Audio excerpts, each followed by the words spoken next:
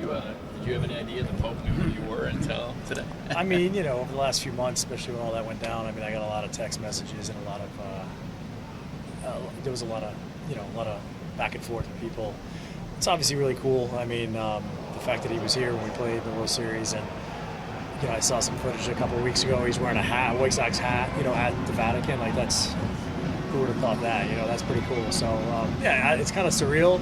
I'm sure my mom will have some opinions on it in terms of the meaning of it and that I need to get back to church, but we'll deal with that as it comes. He signed it for you, right? It's his it's his signatures on there and all that.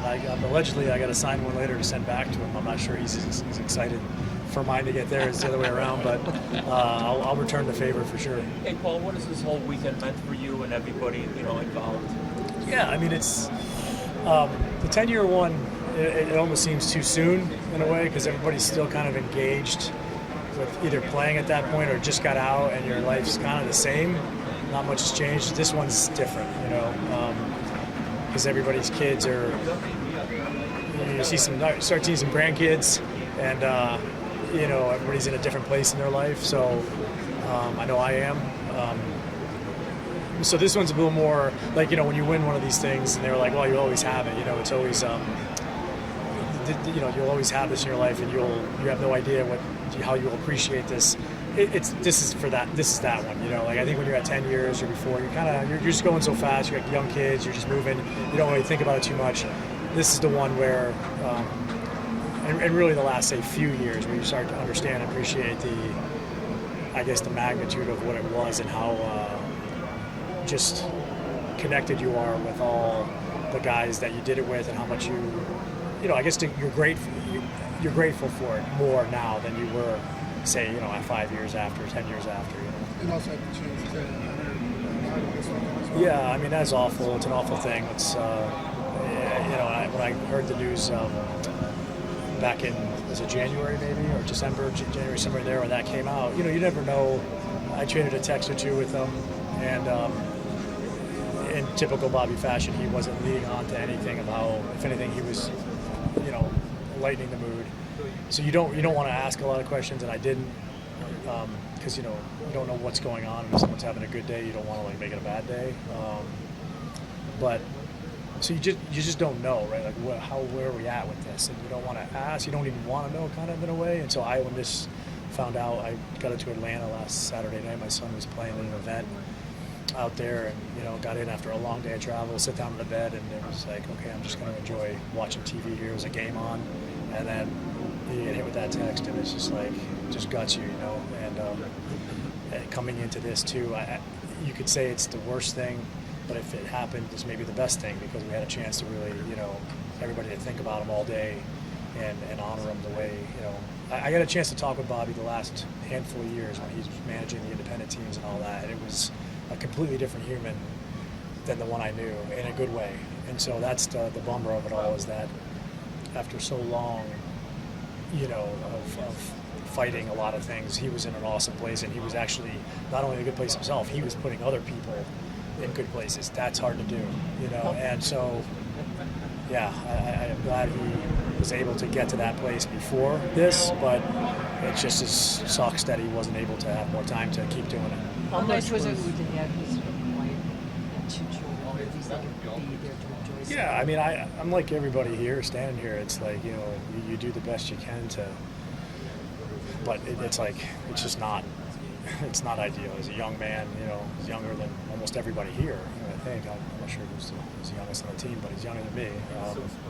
So it's brave of them to come and to jump into this, because it brings it all right back in a big way. So I hope that somehow, in some fashion or another, this was a healing thing for them. Well, how much did the blowing the big lead and then regaining momentum take you guys another level? Was there a real feeling about that once you started, you beat Detroit and Yeah, well, I think it's pretty simple. I mean, it came so close to blowing that lead, and it was like, I just remember like those last 2 or 3 weeks of the season where it just kept dwindling, and you just knew this isn't just collapsing. This is like something they're going to talk about 50 years from, like the Phillies team from like, what was it, 70 or 69 or something, where they blew a big lead. You were going to be that. You're going to be talked about like that. So you had not only the pressure of not holding on for the year you're in, but now you're going to be attached to this thing forever that blew it. So it was tough, and we weren't playing terrible. Like we were playing okay, but the Cleveland was just out of their minds. And but once we did clinch, there was definitely this feeling of like, who knows what's going to happen, but there was like this breath of like, you're going to get the best of who we are now. You could definitely feel that when we were in Detroit. It was such a relief that it loosened everybody up. I mean, you see it every year, like in sports, like whether it's like the NCAA men's basketball or football, the best team gets a scare in the first game and they almost get beat, and then they just destroy everybody after that. And that's really what it was. Well, we got to see a lot from the 05 Forever documentary that we hadn't seen previously. Do you feel like it encapsulated the entire season fully? I think so. I didn't see the fourth episode. Right? There are 4 of them, right? I saw the third one somewhere in the middle of my 6-hour plane delay last night. So, actually, I played out every game in my mind last night on the plane. The whole season of my career on the plane. You had a long delay. Yeah, no, I did. I walked in at 5 a.m. last night. I got to the Atlanta airport at 4 p.m. and I walked into my house here at 5 a.m. But I believe me, I've taken the feel worse Despite the today. lack of But I think it did. I mean, it's hard to put into words, or into 4 little episodes, how it all went. But that team, I think the biggest thing about that team was just, I think it was the first episode, is that it could beat you anyway. Like, you want to hit home runs, you want to play, big home run and score a lot of runs, we could do it. But the team felt most comfortable in low-scoring, gritty games like that, and that it was. I don't know how it is now in the game, but like when you get into the postseason, just as a kid growing up and watching it, it's always going to be those pitching and defense, timely hitting, and that team just had it in spades, in terms of just, it always just felt like we were just a little bit more on the advantage late in the game when we were in a tight game. Don't know why, but it just felt that way. Do you watch the Sox much anymore? Do you watch them? It's always on. I mean, listen, I got to get through hockey season and then get through the playoffs there, and then it's always on in the background. My son, we have it on, or we're watching a lot of baseball, or hey, look at this guy, just watch what he's doing. But I have it. It's always on. I'm not like dialed in all the time as much, but I still love it and watch it. I'm definitely not like the old guy or the old bitter guy who's like, I can't watch this. I mean, there's definitely things that you stick out. You're like, all right, I don't like the way this is. Guy's got 3 career home runs, and it's like, he's doing pirouettes around the bases and all that kind of stuff. I'm not. Some of that can get a little bit, but I'm not that guy. Like, there's nothing better than the game. Like, everything between the lines is always great. It always will be great. And so I'm definitely. I had my time in the sun, and so I'm sure there was some old guys that were looking at our group. When I played, that generation was like, look at these guys. They're doing this, or look at what they're wearing. So I tried not to go there. And I try to see all the good in it, and there is a lot of good out there for sure. Bobby was such a phenomenon when he emerged. His stuff is so unique. When you watch the game now, do you see kind of traces of him and the power stuff, or how much he worked up himself? I feel like you see the game is kind of like caught up to what he was doing a little bit. Yeah, I mean, I think what you see is that when you watch footage from back then, not just us, but like any games, a lot of things stick out about, wow, like that doesn't look like today in terms of like maybe the stuff, although I think guns might be a little bit different, but even the size of the player, the speed of the player, it's always bigger, stronger, faster. But I think Bobby is one of those guys you could have picked up in 2004, 5, 6, just picked him up and dropped him into this game today, and he fits right away. Like, I wouldn't fit, you know what I mean? Like, look at what these guys are now. Like, with my version of my player, or who I was, is a better player now. They can do a little bit more. They might run a little better. They cover more ground at first. It's always bigger, stronger, faster, and there'll be 20 years from now, these guys won't be able to play with those guys. I believe that's the way it always is. I do believe there's some mental aspects and all that you could argue maybe have gone the other direction, but when it comes to the physicality of it, it's always bigger, stronger, faster, and Bobby was, again, ahead of his time for what he was featuring back then. I mean, it was almost like alien, like how hard he threw, and just with his curveball too. That was the thing. Like, no one really had seen that type of mix, I don't think. How are you kind of continually struck by what's been your team and what you guys kind of keep meaning to this fan base? Yeah, I mean, I mean, when I see, it's for me as a player, you get so far away. Like I follow with my son, and I'm in the game with him, working with him. But like I'm a million miles away from Major League Baseball now in my life and in my mind. So it's a different thing. Like when I see footage of myself on a TV sometimes, or if I'm watching a game and something comes up, or I see somebody in the stands with my jersey on, it doesn't even feel like it has to do with me. It's something. It was like a different dream. It was like all a dream. But the team, that team and this championship, that's the only thing that still seems like, current to me. Like it seems like I can remember it like yesterday, and it still feels like. I mean, I think about it every day. I mean, that's all I can say. I don't think about anything else that I did. I don't think about All-Star games. I don't think about that stuff. I would say I think about the World Series every day. There might be some days I don't, but there's sometimes I think about it 6 times a day. So that's how I'd answer that. Here's a politically incorrect question, as I always ask you, and that is, Ozzie meant a lot to the team, and as a manager, as a player, do you feel that he should have his uniform retired? I mean, listen, you ask anybody that was on those teams, that team, the answer is going to be yes, not because of the production of a World Series or I just did an interview with them and Chuck over there. Chuck came for a bite of the apple, and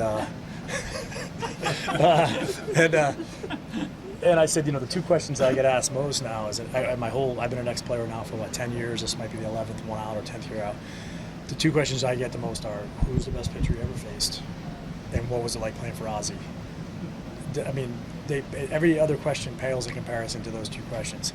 And I say with Ozzie, it was the best thing and the easiest thing ever. All he asked was you showed up and you played hard and showed up on time.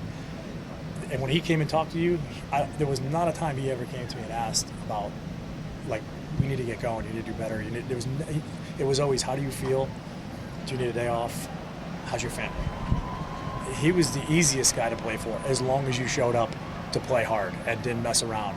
And so for me, I don't look at it like the wins and the losses and all that. I look at it from the standpoint of like, that's a Hall of Fame manager, or in like a Sox Hall of Fame, or whatever you want to call it, because it's hard in this day and age, and that even includes then, for a manager to not get away from who he is who he really is was a player, and like how he believes in the game, because there's a lot of things tugging at you when you get into these jobs, and to me, how he was as a manager, like he never compromised.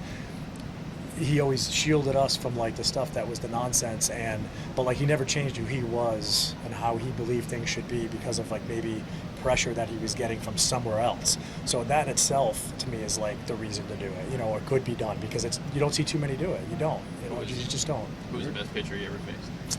Well, I think I always say Pedro Martinez is the best stuff I've ever seen. I think prime Verlander, one of those years in there, was pretty, intriguing for sure. Like those big righties that threw really hard with like 2 or 3 extra pitches that were insane too.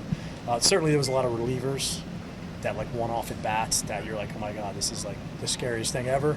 But from a starting pitching standpoint, I think Pedro was just in another world. He was just something different. Again, like freaky alien, no one threw like him. So yeah. Back to what you said on the big screen, you said that this team is so great because you all came from different places and the way to play. Well, looking back 20 years later, what were some of the other things besides size, weight, and other stats that really made you guys the justified White Sox? I mean, I think it started early in the season there. I think I've always believed. I mean, I've never coached and managed and done all that, but like the bullpen is such a big piece of a team. Not only like the production of the bullpen and like how they do, like you really can't win without it. Because if you have wins that you don't solidify and get the win when you're winning the game, there's that side of it. If you have a game you're winning and you blow it late, the damage that does to a team, it's like a double whammy, right? So from a production standpoint, or like I guess the on-field stuff, the bullpen was so good, but also the guys of that bullpen were like kind of the vibe of the group. And so, which was just like a work-like thing, show up, gritty guys, have fun, kind of a little bit like pissed off in a way, like just So like that's the thing I think of a lot with that team, like Cliff and Hermanson and Neil Kotz and those guys. It was just like the underbelly of the team was really like had this like fabric to it that was really good, and it just snowballed. We just kept going, and Jermaine I think Jermaine's probably one of the most underrated players and people and teammates the game has seen, and no one talks about Jermaine a lot. I mean, we do, but you guys might. But in the game, I think Jermaine is one of the all-time like greats. I think he was a hell of a player, and I just think he's the guy on that team, probably the one guy, him and Mark probably, that brought more guys together on every team they were on. Or they were very like, you know what I mean? Like those guys just got along with everybody, and it was they would kind of get everybody into the same thing. So I think Jermaine is huge. I mean, it was just everybody played their part. Everybody chipped in at different moments, and it was just it was a beautiful thing. I mean, to win one of those things. I mean, I was in 05. I played another 10 years and never really got close again. And there's a lot of great players, Hall of Fame players, that never won one. So going back to the first thing I said, like the gratitude after you get out there 20 years and to know that people still care about you and about your team. We didn't know it then, but we know it now for sure. What's your thoughts on nationally? They don't look at the White Sox 2005 championship the way we do here locally in Chicago. You talking about nationally or the National League? No, National League. Oh, okay. We got interleague now. Everybody plays each other and everything. It's awesome. We were just joking over there. Like every year they come out with the World Series and all that. They'll show all the collage of highlights of everybody winning, and it's like 2001. Merck, Jesus. Good job. He really was fired up. Awesome. 2001. It'll go like the celebrations at the end. 2001, 2, 3, 4, 6, 7. It's like. Yeah, I feel like now, if I'm going to be old and bitter about anything, I feel like that team was like really good. I know we didn't have the star power or the staying power, and that's part of it. I think that's what makes great teams like the Florida Panthers right now, right? It's not that they just won one. Now you win two, you're in a different situation, right? Went to three finals in a row. So I understand that element of it, that some of these other teams that didn't dominate as much in the postseason, but they were there more years in a row. That definitely means something. But just in that 3-week tournament that was played that October, we pretty much handled everybody about as easily as anybody's handled anybody. So proud to say that, and if they don't want to say it, that's fine, whatever. No big deal to us. We still got the trophy, You talked about being in a different world now, but a weekend like this, does this bring you back and think you want to kind of be a part of Major League Baseball in any kind of capacity again? No, I mean, it doesn't. I mean, I respect what these, like you go in this locker room and these coaches, manager, and the people around the team. Gelly's here, get some guys that are kind of currently in the minor league side of it. I have way too much respect in what these guys do, and I'm too, I've looked at that and you think about what these guys have to do, and I would never disrespect the game. I'd have to be ready. Do I think about it? Yeah, but I don't get too far in those thoughts because I know that the responsibility and the job that it is and what's entailed and what's asked of you, and it kind of just stops it in its tracks because unless you're willing to pay that price and really have a passion for it, I said when I retired, I'm like, you're probably not going to see me, but if you see me, it's going to be that I know, I'm going to be obsessed about whatever it is I'm doing, whatever coach.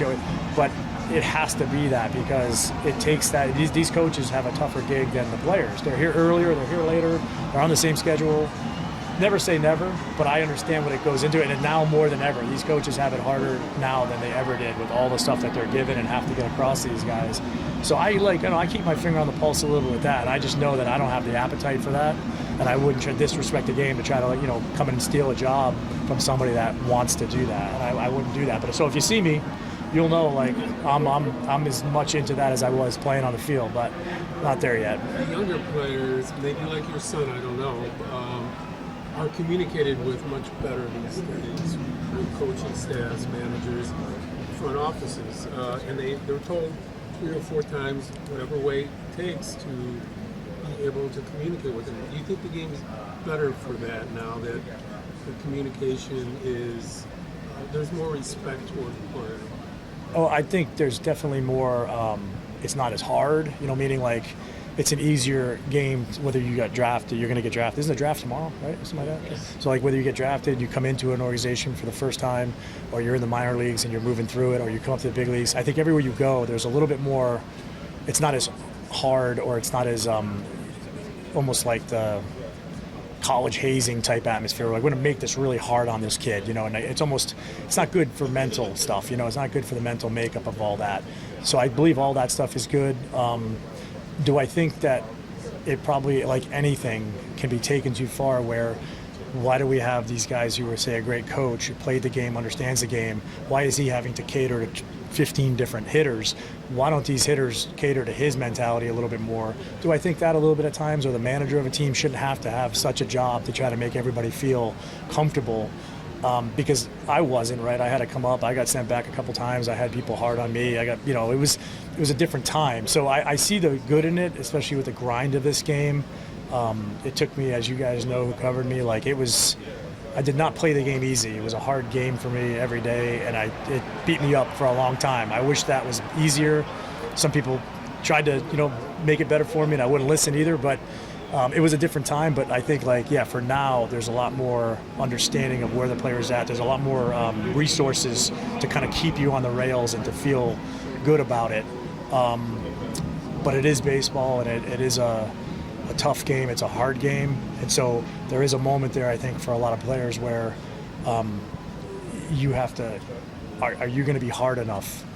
That you can have all these resources, you have all these coaches, but and all these guys, there's going to be these moments where to get where you want to get to, that you say you want to get to, you're going to have to harden up and get there in a way that's, there's no dodging, going right through the fire of it all. And that's the thing, just in talking to guys back home and other hitters and all that. I mean, I don't try to meddle too much in other guys' things, but in terms of that, but that's the one thing I see, is that maybe that they want their hand held a little too much at times, but I also think there's a lot of positive in that too, considering if you look back at a lot of the old, like we're talking like the Cave, and some of those guys way back when, the coaches he had from the 60s, it's like the stories are crazy. Like, we think we had it bad, oh my God, but yeah, so I do think there's a lot of positive to it, but it is baseball, and it's a hard game for hard people, and you got to be hard out there sometimes, and the good ones still do it. I love watching it. There's some real gamers out there all over. There's some gamers on this team, so yeah.